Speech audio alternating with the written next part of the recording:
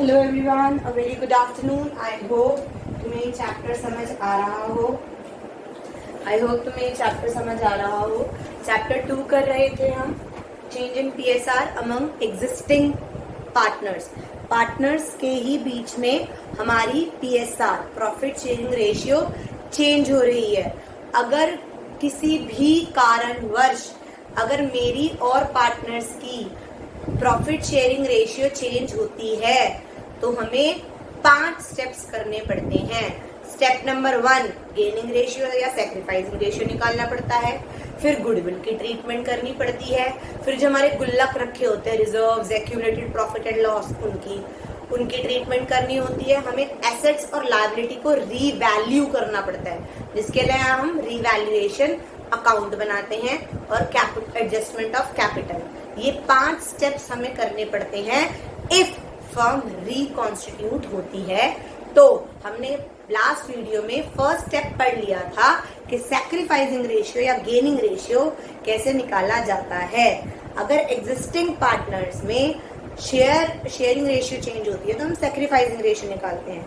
अब हम पढ़ने जा रहे हैं what will be the treatment of goodwill at the time of the change in PSR.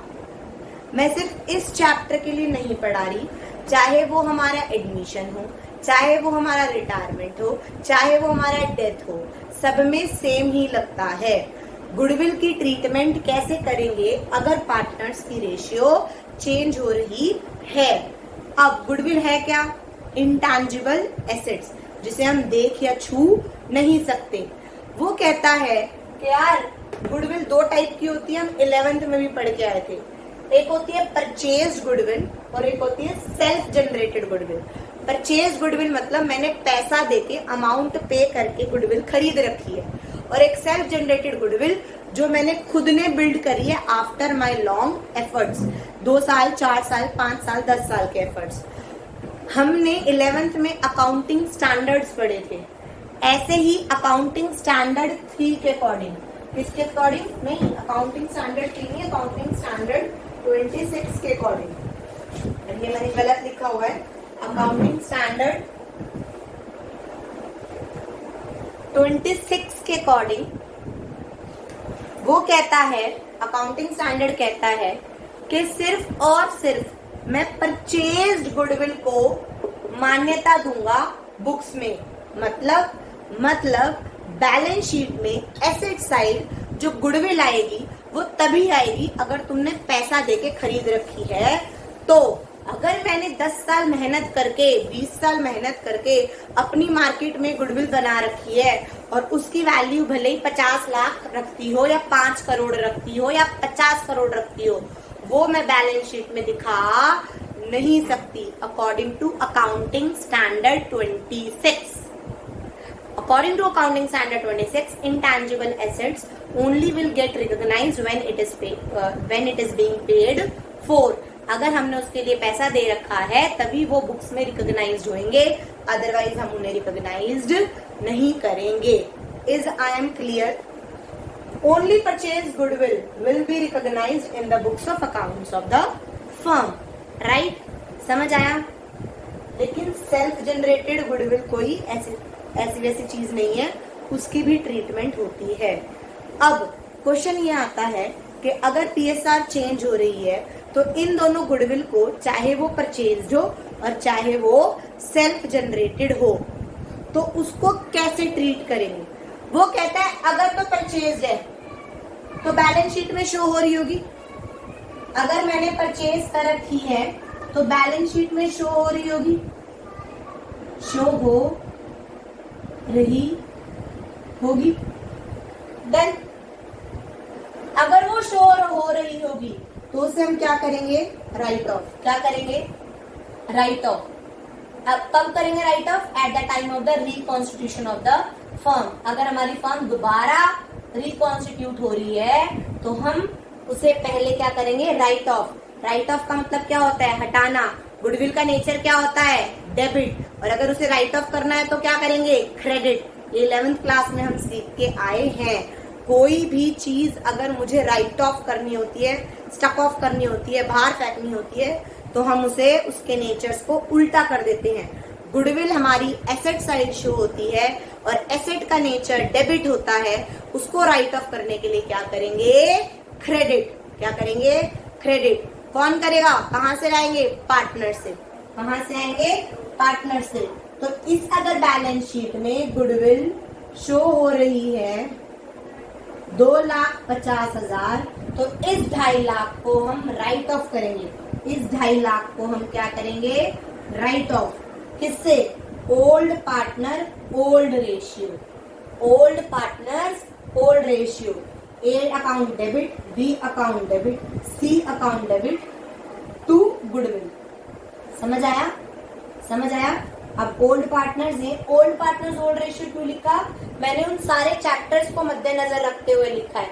Admission हो, रिटायरमेंट हो, डेथ हो, अगर मेरी कोई गुडविल बैलेंस शीट में शो कर रही है तो वो बैलेंस शीट में जो शो कर रही है वो ओल्ड पार्टनर्स की वजह से कर रही है, ओल्ड रेशियो में बटेगी। समझ आया? पक्का? तो क्योंकि बैलेंस शीट तो हमारे पुराने के अकॉर्डिंग बनी हुई है ना, तो पुराने पार्टनर पुरानी रेशियो, मान ले पुरानी रेशियो है ABC की 1:1:1, तो old partner old ratio 50, 2.5 lakh है ना, 2.5 लाख को 3 में बांट देंगे, जितना भी आएगा। डन? बांट दिया। ये हो गया अगर परचेज है। हम उस गुडविल का क्या करेंगे अगर वो सेल्फ जनरेटेड है। मान लो रश्मि एंड विशाल ये दोनों क्या बना रहे थे? परफेक्ट क्लासेस चला रहे थे और इन्होंने गुडविल 50 लाख की बना रखी थी, क्योंकि वो 20 साल से 20 ईयर्स से क्या कर रहे थे? सर्व कर रहे थे। तो 50 लाख गुडविल थी। अब रश्मि और विशाल के साथ एक थर्ड पर्सन है एक्स, वो कहता है मैं तुम्हारी फर्म में आना चाहता हूँ। हम कहेंगे आजा, कोई नहीं, ये जो हमने 20 साल की मेहनत 50 लाख की आज हमारी वैल्यू है, तू हराम की खा लेगा, तेरे को इस 50 लाख का कंट्रीब्यूट तो करना पड़ेगा। किसको? हम दोनों को। हम दोनों को। अगर ये एक्स बंदा इसमें आएगा तो क्या रश्मि को और विशाल को अपने केक का कुछ हिस्सा सैक्रिफाइस करके इस बंदे को नहीं देना पड़ेगा? तो ये दोनों क्या हो गए? सैक्रिफाइसिंग पार्टनर, और ये क्या हो गया? Gaining partner. तो वो कहता है अगर सेल्फ जनरेटेड गुडविल है वो बैलेंस शीट में शो नहीं हो रही, वो हमेशा नीचे दी होती है। गुडविल इज वैल्यूड फॉर इतना, गुडविल की इतनी वैल्यू लगाई गई, तो वो कौन देगा? एक्स कंपनसेट करेगा रश्मि और विशाल को। ये गेनिंग पार्टनर है। Gaining partner account debit to sacrificing partner, मतलब सैक्रिफाइसिंग पार्टनर क्रेडिट होएगा ना, इनकी कैपिटल बढ़ेगी क्योंकि इनका फायदा होना चाहिए अगर तू आ रहा है तो इसका क्या एंट्री होएगी? G2S, gaining to sacrificing. मैं अपने बच्चों को पढ़ाती हूँ G3S में बांट दो। G3S मतलब गेनिंग टू सैक्रिफाइसिंग में वो गुडविल का हिस्सा जितने के लिए वो आ रहा है वो कंट्रीब्यूट करेगा। 50 लाख रुपए नहीं देगा वो, जो एक्स है, X account debit to Rashmi and to Vishal, 50 lakh नहीं देगा, जितने हिस्से के लिए वो आ रहा है उसका हिस्सा, जितना वो गेन कर रहा है और ये सेक्रीफाइस कर रहे हैं, वो उन्हें कंट्रीब्यूट कर देगा। बहुत सारे क्वेश्चंस में ऐसा होता है कि गुडविल परचेज भी होती है और सेल्फ जनरेटेड भी होती है। अगर बैलेंस शीट में है तो यानी वो राइट ऑफ कर दो, ओल्ड पार्टनर्स ओल्ड रेशियो, और अगर नीचे वैल्यूड एड दी हुई है गुडविल तो उसे G3S में बांट दो। जो ये मैंने बोला है ये अपने दिमाग में ऐसे छाप लो कि अगर गुडविल बैलेंस शीट में है तो उसे राइट ऑफ कर दो, ओल्ड पार्टनर्स ओल्ड रेशियो, और अगर नीचे गुडविल दी हुई है goodwill is valued for the firm is at इतना, तो उसे G3S में बांट दो। G3S मतलब गेनिंग टू सैक्रिफाइसिंग पार्टनर में बांट दो। Is I am clear? क्या ये दोनों चीज क्लियर हुई? क्या ये अकाउंटिंग स्टैंडर्ड 26 की बात समझ आई कि सिर्फ परचेज गुडविल ही इसमें आती है, बुक्स में आती है? ये 1 मार्कर है, कितना है ये? 1 मार्कर क्वेश्चन है, आ जाता है। देन अब मैंने जो इस डब्बे में लिखा है ना, ये कभी कभी 2 या 3 नंबर में आ जाते हैं, थोड़ी इररिलेवेंट है, बट समझने की कोशिश करना।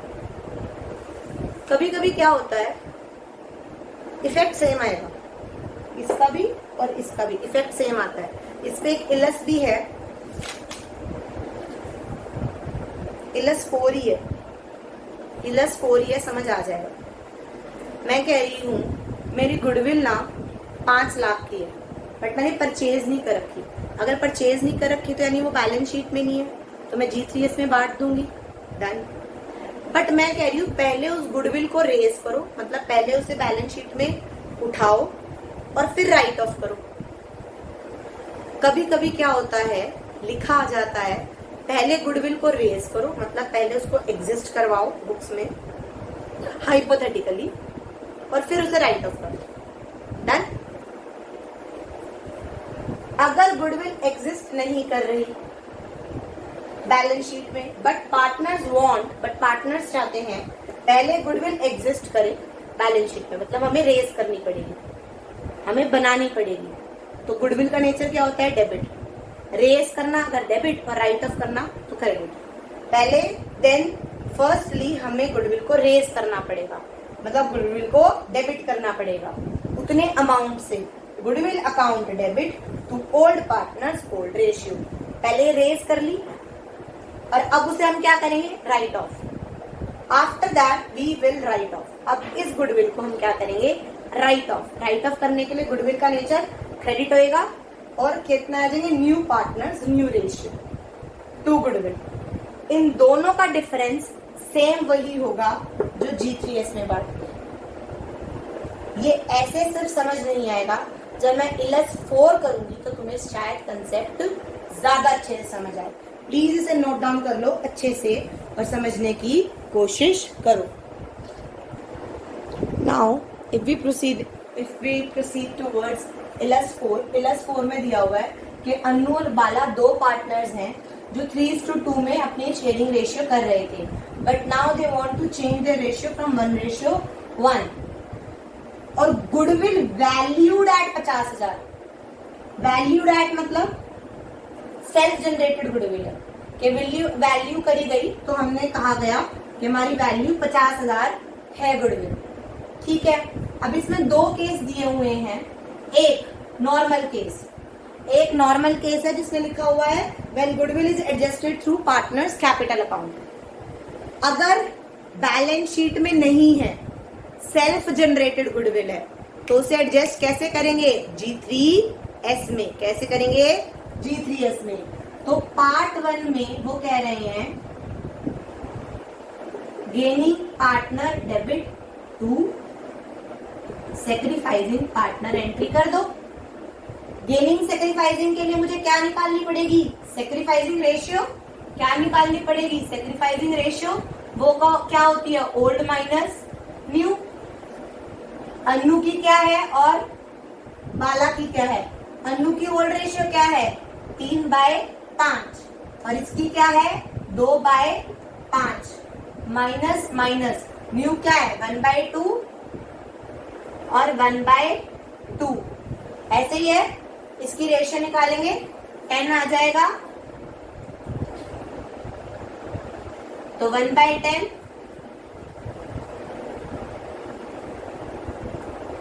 माइनस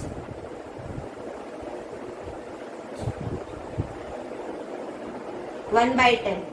डन, समझ आई, पक्का। 1/10 और माइनस 1/10 आ गया।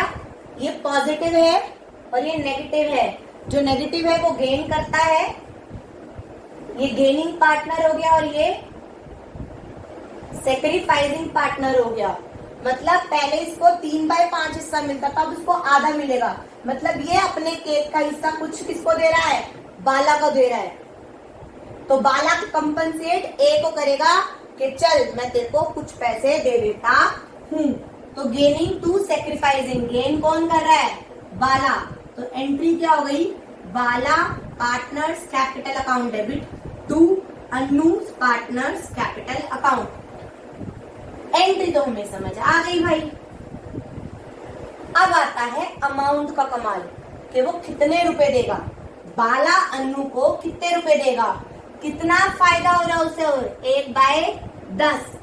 तो गुडविल कितनी है 50,000।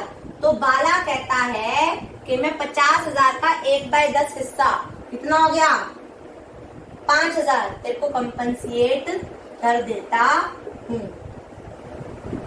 डन, समझ आया? ये तो हो गया केस 1। अब केस 2 देखो। केस 2 कह रहा है कि पहले इस 50,000 को गुडविल को रेज करो, मतलब बैलेंस शीट में शो करने के लिए, और फिर उसे राइट ऑफ करो।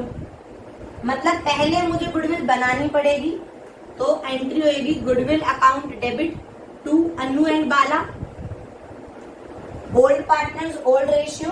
मतलब मुझे 50,000 की गुडविल पहले एज ए एसेट दिखानी पड़ेगी, दिखा दी 3:2।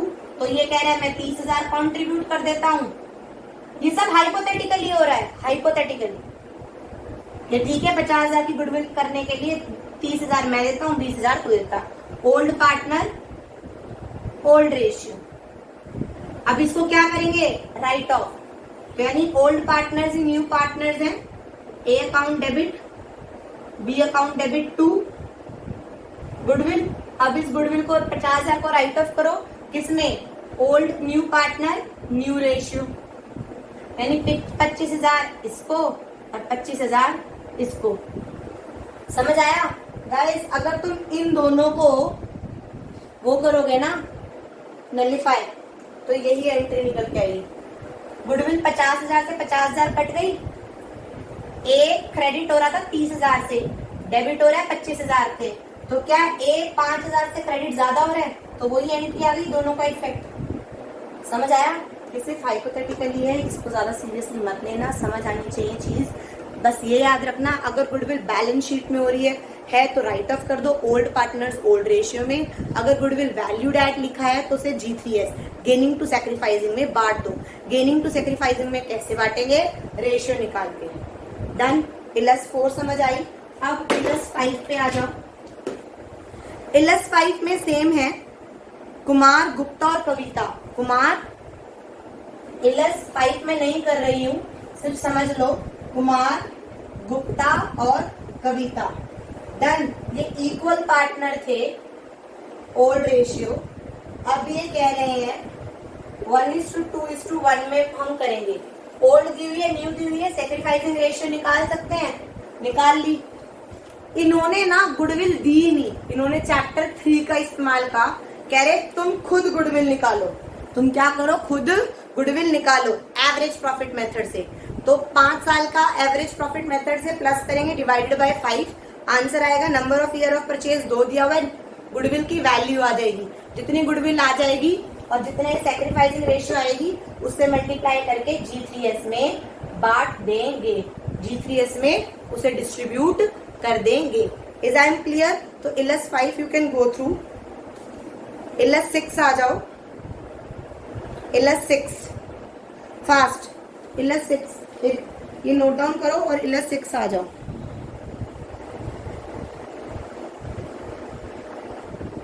हम इलस 6 कर रहे हैं। इसमें इलस 6 में ना 2 चीज अलग अलग है, मिक्स मत करना। वो कह रहे हैं सीमा और रीमा और सीमा पहले पार्टनर्स थे 4:1 में। अब उन्होंने कहा 3:2 करेंगे और विद इफेक्ट फ्रॉम 1 अप्रैल 2019। और गुडविल वैल्यू करी 75,000। ये एक पार्ट है, इसका हम सैक्रिफाइसिंग रेशियो निकाल सकते हैं। Old minus new. Old ratio क्या है 4:5, किसकी, रीमा की, और सीमा की क्या है 1:5। न्यू रेशियो क्या है 3:5, 2:5। तो 5 4 में से 3 दिया 1, 5 1 में से 2 दिया -1। ये सेक्रीफाइस कर रहा है और ये गेन कर रहा है, तो G3S का एंट्री होगी, यानी G यानी Seema. Seema capital account debit to Reema. Seema को कंपनसेट करना पड़ेगा रीमा को 1/5 से। 75,000 देगा नहीं, 75,000 का 1/5 करेगा। 75,000 का वो कहेगा मेरा 1/5 फायदा हो रहा है, मैं तेरे को 1/5 के अकॉर्डिंग कंपनसेट कर देता हूँ। 5 1 जा 25 15 तो मैं तेरे को कितने दे देता हूँ, 15,000 रुपए। ये एक पार्ट है। इसमें एक और चीज बता रखी है कि उसने 1 अप्रैल 2019 से डिसाइड करा कि हम चेंज करेंगे, लेकिन वो डिसाइड करने से पहले ना वो 1 लाख रुपए प्रॉफिट के बांट चुके, तो वो गलती से हम वापस लेंगे। वो 1 लाख रुपए गलती से हम दे चुके, वो 1 लाख हम वापस लेंगे। किससे? रीमा से और सीमा से। वो 1 लाख रुपए जो है वो रीमा को कितने मिले? रीमा और सीमा, रीमा को कितने मिले? 4, 5, 80,000 रुपए इसको मिल गए और 20,000 रुपए इसको मिल गए। ये हमने दे दिए, क्रेडिट कर दिए। बट देने कितने थे? 3:2 रेशियो में, यानी इसको 60,000 मिलने चाहिए थे और इसको 40,000 मिलने चाहिए थे क्रेडिट। तो इसको ये डेबिट कर देंगे, इनसे वापस लेंगे और इनको मिलना कितना चाहिए था? तो यानी उसको मिलना कितना चाहिए था? 60,000। मिल कितना गया? 80,000। तो उससे 20,000 वापस ले लेंगे डेबिट और इसको 20,000 दे देंगे क्रेडिट। तो एक और एंट्री बन जाएगी, Reema credit to Seema, 20,000 20,000। Done? समझ आया? पक्का? ये 2 अलग अलग पार्ट थे, इन दोनों में मैं क्लियर हुई। गाइस अब मेरी बात सुनो, 3 इलस थी, मैंने तीनों समझा दी। अब बैक एक्सरसाइज पे अगर आप जाओगे तो पहले वाली क्लास में हमने बैक एक्सरसाइज में 4 क्वेश्चन दिए थे, 1 2 3 4। अब भी 4 ही हैं, 5 6 7 8 9, 5 है। कहोगे तो मैं 7th क्वेश्चन करवा देती हूँ। 7th क्वेश्चन देखो, फिर तुम्हें 4 ही क्वेश्चन करने पड़ेंगे। 7th क्वेश्चन देखो बैक एक्सरसाइज से क्वेश्चन 7 में बता रखा था कि मनदीप, विनोद और अभार पहले 3:2:1 में काम कर रहे थे, अब उन्होंने चेंज कर दी 1:1:1 में। तो हम सेक्रीफाइसिंग रेशियो निकाल सकते हैं, ओल्ड माइनस न्यू। किसकी? मनदीप की, विनोद की और अब्बास की। मनदीप की, विनोद की और अब्बास की। ओल्ड कितनी थी? 3/6 टोटल है ना, 3 4 5 6, 3/6 2/6 1/6। और न्यू क्या है? 1:3 1:3 1:3। तो विनोद तो कुछ भी नहीं कर रहा। अगर ये रेशियो चेंज होएगी तो विनोद को उतना हिस्सा पहले मिल रहा था केक का और उतना हिस्सा अब मिल रहा है, तो विनोद का कोई वो नहीं है। मनदीप सैक्रिफाइस कर रहा है और अब्बास गेन कर रहा है, तो एंट्री तो बन गई gaining to sacrificing. Abbas account debit to Mandeep, ये तो तय है। बट कितना अमाउंट? वो गुडविल से है, बट इन्होंने गुडविल दे नहीं रखी। इन्होंने कहा एवरेज प्रॉफिट मेथड से खुद ही गुडविल निकालो। तो गुडविल कैसे निकलती है? Average profit multiply by number of year of purchase. अब एवरेज प्रॉफिट क्या है? 5 साल का है, 1 lakh plus 1.5 lakh plus 2 lakh plus 2 lakh minus 50,000 क्योंकि लॉस है। तो कितना आ गया? 1 2 3 4 5 6 6.5 माइनस 50 6 लाख। तो 6 lakh divided by 5 multiply by number of year of purchase कितना है? 3। तो 5 1 जा 5, 1 लाख 20,000 मल्टीप्लाई बाय 3, तो 3,60,000 क्या आ गई? गुडविल। क्या आ गई? गुडविल। ये चैप्टर 3 कर लिया हमने, ये चैप्टर 3 आ गया। 3,60,000 की गुडविल है, उसका 1/6 फायदा होगा, तो 3,60,000 मल्टीप्लाई बाय 1/6, 6 1 जा 60,000। तो वो उसे क्या कंपनसेट करेगा? 60,000 रुपए कंपनसेशन दे देगा। समझ आया? Thank you very much guys. Now again only 4 question homework के हैं, question 5, question 6, question 8 and question 9 of back exercise. Thank you very much, have a nice day.